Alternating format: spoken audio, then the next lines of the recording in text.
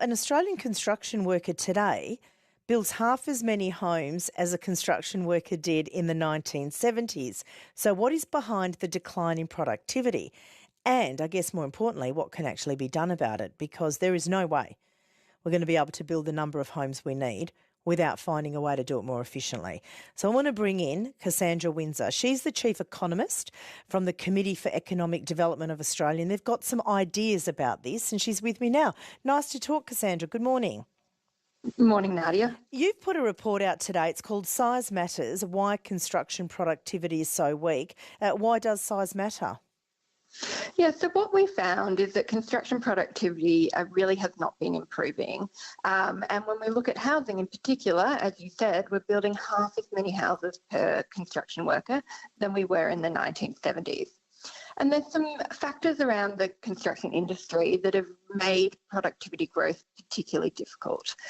So when we look at the structure of the construction industry compared to other industries such as manufacturing, we see a lot of really small firms. So 99% of firms in construction have fewer than 20 employees, and most have fewer than 5.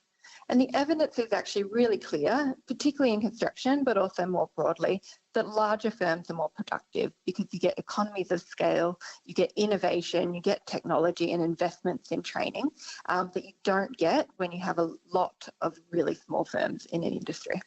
So what's the breakdown then? Like, how many of the construction businesses in Australia are technically small businesses? Yeah, so the vast majority of them are. So we know there's a few very large businesses, but the vast majority, over 90% of them are really tiny businesses. And, you know, it's a particularly challenging sector when you look at that because we've got lots of subcontracting arrangements. It's a really fragmented sector. But all the incentives that we have in place, the planning regulations, zoning, tax settings, licensing arrangements, all actually encourage firms to stay small. And that's keeping productivity down. Okay. So how do you address that then? Are you saying big companies should buy the smaller ones and turn them collectively into big companies? Yeah, so look, there's a few things that we could be doing, and the size of the prize is pretty big here. So we think if we could get productivity up through firm size, so if we had a similar industry structure as manufacturing, that could unlock the equivalent of 150,000 additional construction workers. So that would build us a lot of homes. So the sorts of things that we could be doing to encourage really productive firms to grow, and that might include some consolidation, but looking at things like the really complex planning and zoning regulations we have. So we have hundreds of local councils throughout the country, and we've got many here in WA, and that makes it really hard for firms to work across jurisdictions, so across different councils or across different states, because they have to change how they work depending on different rules. And we've seen when we streamline some of these rules, such as in New Zealand, we've seen some really impressive productivity gains. We can also look at things like tax setting, tax regulations. So how does that affect productivity? Yeah, absolutely. So again, all the tax incentives, both at a personal tax level, so we've got a lot of contractors in this industry rather than employees, and contracting, the tax setting is much more generous there. Looking then at company tax arrangements and the benefits that are there for small businesses, and also things like payroll tax, which really actually are an incentive for firms not to grow.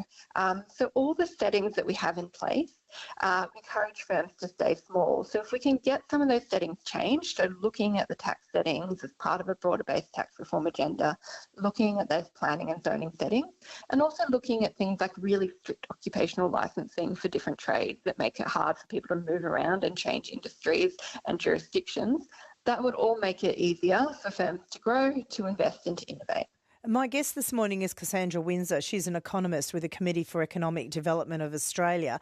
And when you talk about, you know, loosening some of that those regulations, I guess the concern is that you don't want to then, you know, lose any quality of builds, or, you know, the people say there still needs to be some control and some regulation to ensure quality. So how do you sort of weigh that up? Yeah, absolutely. Quality is really important. We all want quality homes and we want to be improving the quality of homes. But not all regulations are actually helping with quality. And what we tend to do is we tend to keep adding additional regulations on top without having a review of what's already there and what's not fit for purpose. So we could do a broad-based review of many of the regulations in this sector, look at which ones are actually helping quality and looking which ones are actually just adding to time and costs.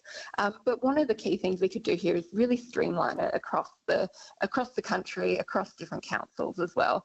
So we shouldn't have different quality regulations in different states, in different jurisdictions, and that makes it really hard for companies to operate. So you're saying they've got to be nationally aligned. Every Yes, state needs yeah. the same. Yeah, that would make it a lot easier for many in the sector to compete, to grow, and to operate across different states. And if this all happened, what would it mean in regards to how many more houses could be built? Yeah, so I mean, an additional 150,000 construction workers, or the equivalent of that, nationwide is pretty significant. So it's an industry that employs around 1.5 million people. So that would be a big boost to getting more houses built. So it would be significant, and we do really need it. When we look here in WA, we've actually got the slowest build times of any state or territory. So it takes roughly 18 months on average, or has been, to build a house in WA, and it's actually shorter than that in all other states and territories. And a lot of that has been due to a lack of labour and competition for labour. So if we could unlock more of the workforce, that would have a big boost to our ability to deliver homes. Cassandra Windsor, my guest this morning, she's an economist with the Committee for Economic Development of Australia. And so a decentralised system, I guess, is what you're after there, streamlining some of those regulations, because at the moment we have, the government has in place targets, housing targets, which do seem to be impossible to meet. Do you agree that those housing targets nationally will be very hard to achieve? Yeah, so nationally, we're looking at a target of, 1.2 million homes over the next few years. We're not really making any headway of that. So unless something changes, we're really not going to be able to deliver on those targets. And we're seeing the consequences of that already here in WA. So we've got, house prices have been rising, a lot of competition for rentals and prices there. And we're not building enough houses. So we're building fewer houses in WA than we were 10 years ago, despite the fact we've got that real demand for it. So we need to do something to boost the industry, to get more workers in, and to get the workers that are there working smarter rather than harder. All right, I'll leave it there. Good to talk to you. Cassandra Windsor there, she's the Chief Economist at CEDA. It's the Committee for Economic Development of Australia.